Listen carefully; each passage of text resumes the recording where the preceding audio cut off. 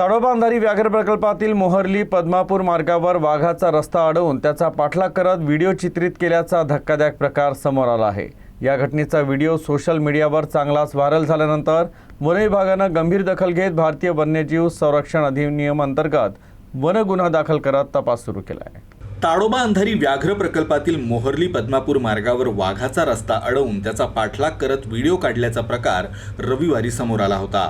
या घटनेचा video social मीडियावर व्हायरल झाल्यानंतर वन विभागाने गंभीर दखल घेतली आणि भारतीय वन्यजीव संरक्षण अधिनियम अंतर्गत वन गुन्हा दाखल केला। काही जणांनी वाहनं थांबवून वाघाचा रस्ता अडवत मोबाईलवर व्हिडिओ शूट केले, तसंच काही जण रस्त्याच्या खाली उतरून वाघाचा पाठलाग करताना दिसतायत। या प्रकरणी वन गुन्हा नोंदवण्यात आला असून त्यांचा शोध सुरू आहे। या प्रकरणाचा तपास वनपरिक्षेत्र अधिकारी संतोष थिपे करत आहेत। व्हिडिओतील व्यक्तींची ओळख पटल्यास नागरिकांना माहिती देण्याचं आवाहन वन विभागानं केलं आहे।